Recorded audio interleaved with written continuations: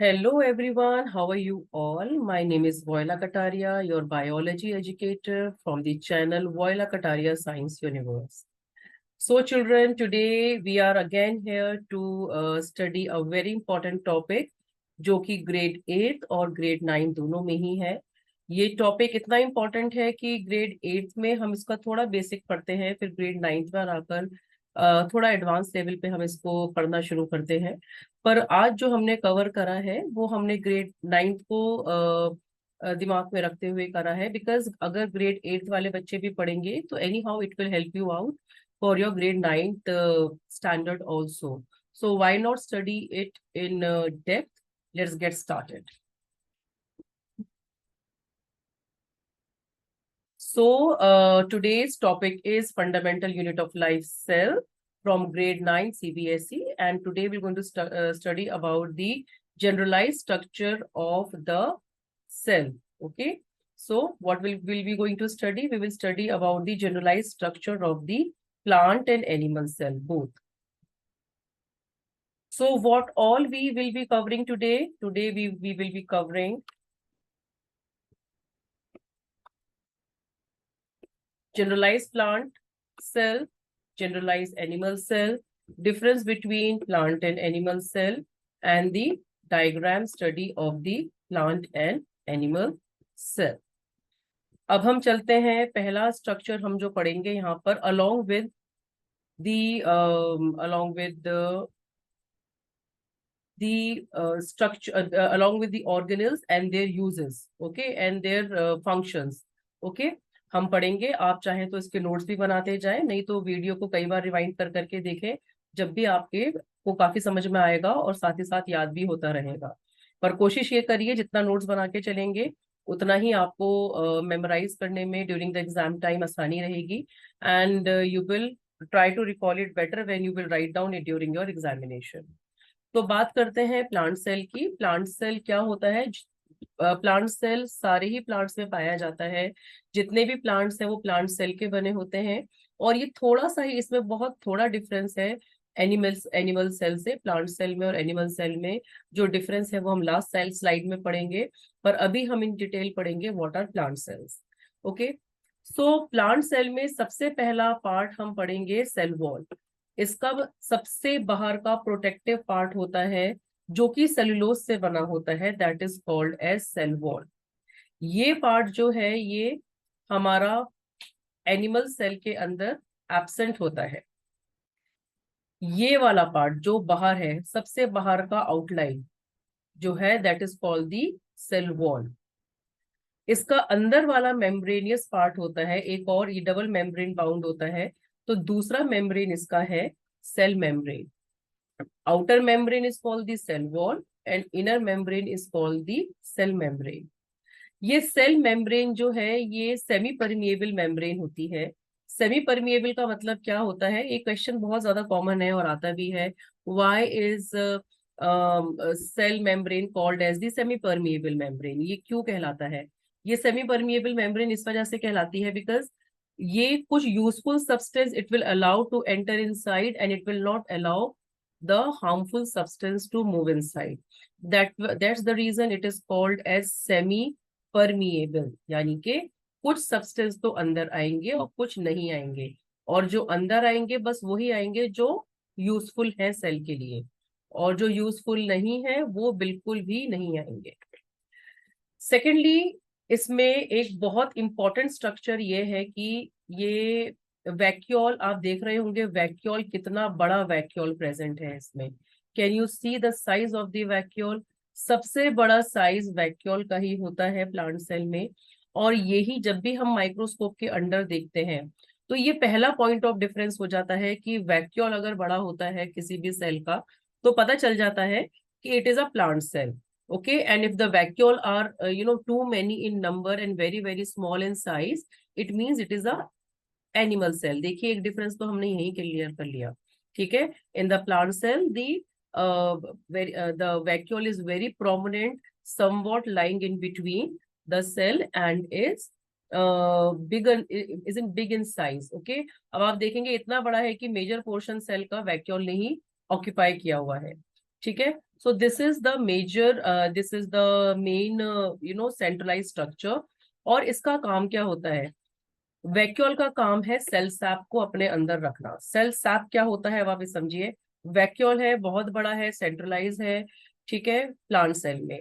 अब ये बड़ा है तो कोई तो उसका रीजन होगा इतना बड़ा बड़ा और प्रोमिनेंट होने का। तो बड़ा होने का रीजन ये है कि इसके अंदर सेल सैप होता है। और सेल सैप होने का रीजन क्या है?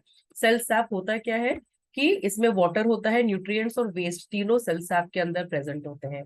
यानी कि सेल का जितना भी वेस्ट है वो वैक्यूल में आके इकट्ठा होता है, जितना भी न्यूट्रिएंट पार्ट है वो भी सेल सैप में आता है, और वाटर तो रहता ही है। ठीक है। तो वाटर क्या है? वाटर क्या क्या काम होता है किसी भी सेल में अगर प्रेजेंट होता है गुड अमाउंट में? It maintains the it maintains the turgidity of the cell. ठीक है। It maintains the turgidity of the cell means plant बहुत इरेक्ट फील करता है। हर सेल के अंदर वाटर कंटेंट अगर अपना ज्यादा होगा तो the plant will be more erect. Okay. Now what are chloroplast? Very important. Chloroplast is basically that organelle which contains chlorophyll. ठीक है। तो जो फोटोसिंथेसिस का जो साइट है वो क्लोरोप्लास्ट ही होता है। इसी वजह से क्लोरोप्लास्ट को हम किचन ऑफ द सेल भी बोलते हैं। ठीक है। क्योंकि क्लोरोप्लास्ट के अंदर क्लोरोफिल प्रेजेंट है, और क्लोरोफिल प्रेजेंट होने की वजह से site of photosynthesis is chloroplast. Now coming on to Golgi bodies. Golgi bodies का क्या काम है? गोल्गी बॉडीज हमेशा पैकिंग का काम करते हैं। Okay. It transport and packs the material and transport it to the other parts of the cell. क्या काम है? It packs the material and transport it to the other parts of the cell. कोई भी useful material जो cytoplasm में enter हुआ है, diffusion के थ्रू उसको पैक करना और सेल के दूसरे ऑर्गेनल्स तक पहुंचाना, ये काम किसका होता है? गोल्गी एपरेटस का होता है। अब आए हम लोग साइटोप्लाज्म, जो कि बहुत इंपॉर्टेंट है।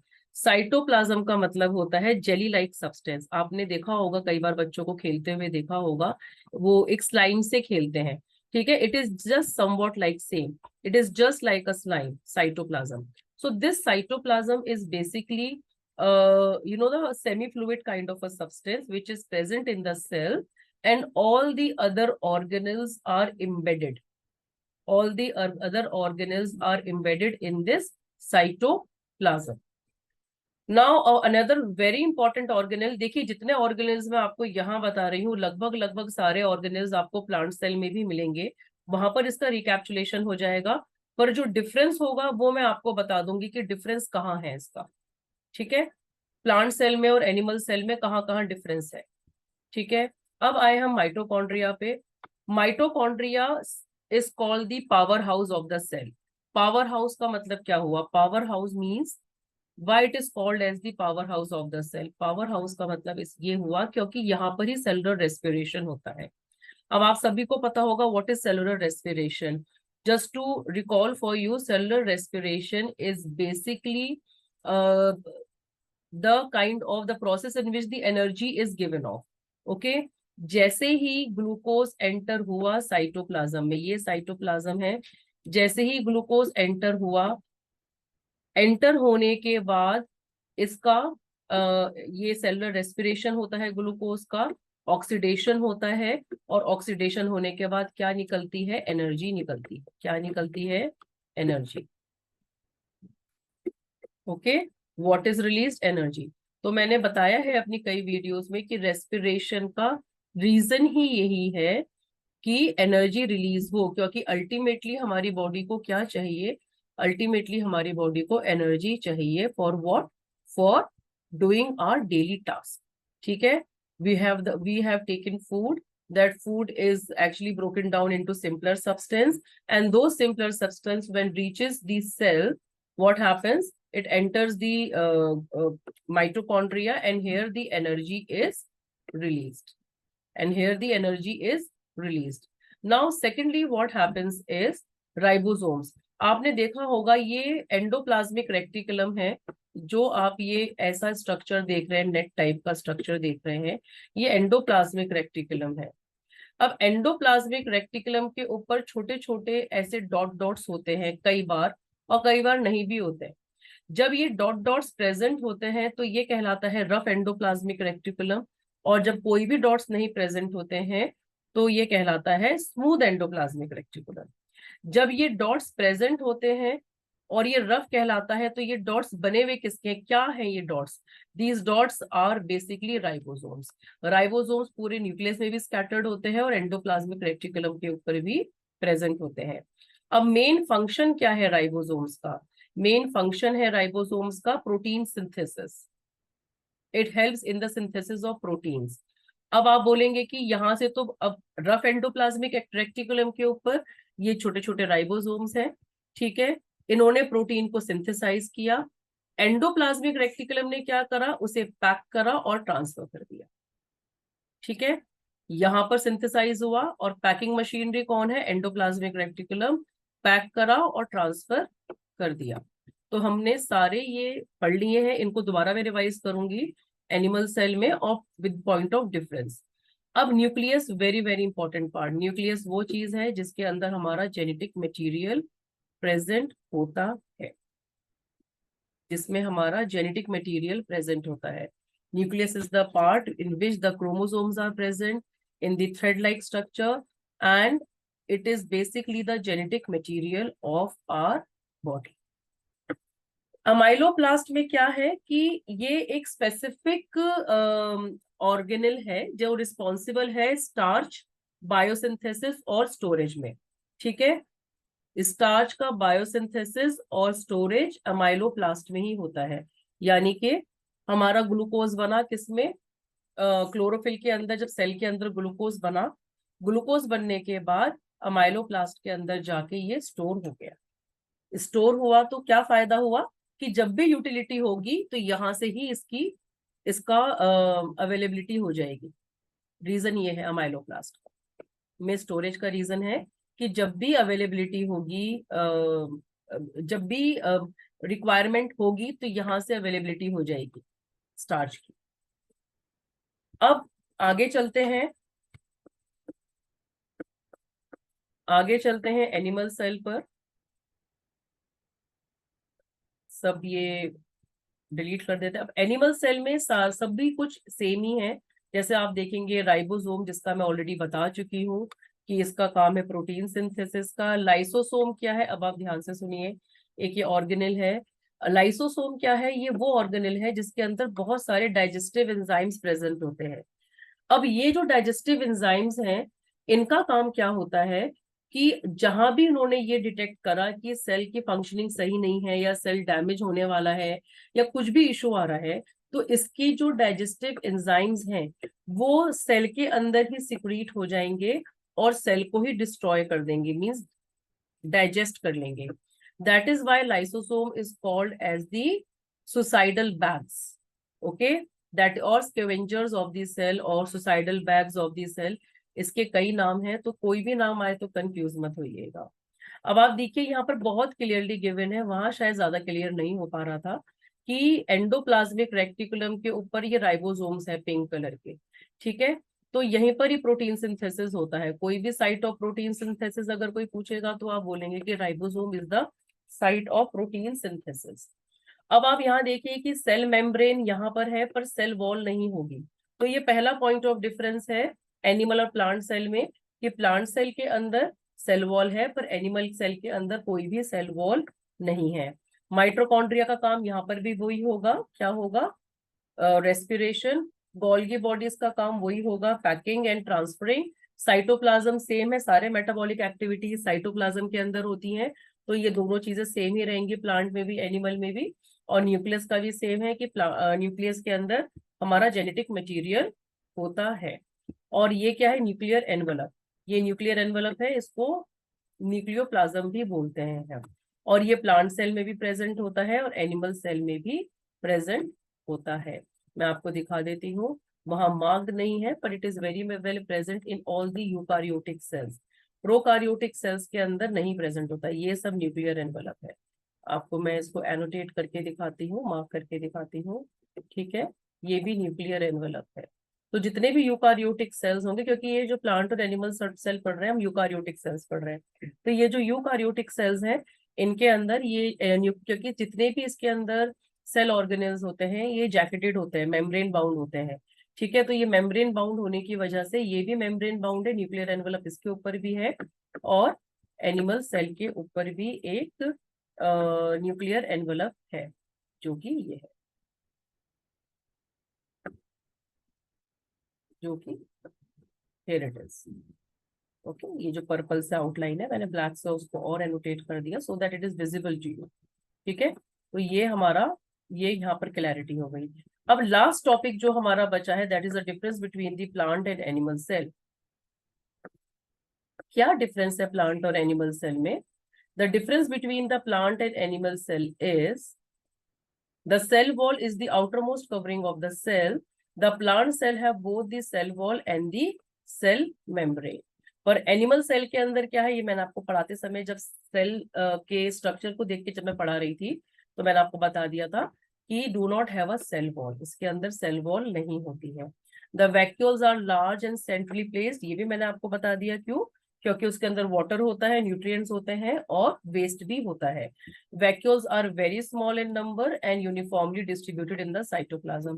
तो ये जब भी हम किसी भी सेल की माइक्रोस्कोपिक स्टडी करते हैं और हमें पहचानना होता है कि whether this cell is a plant cell और द एनिमल सेल, तो पहली चीज हम वैक्यूल को देखते ही पहचान जाते हैं कि ये प्लांट सेल है या एनिमल सेल है।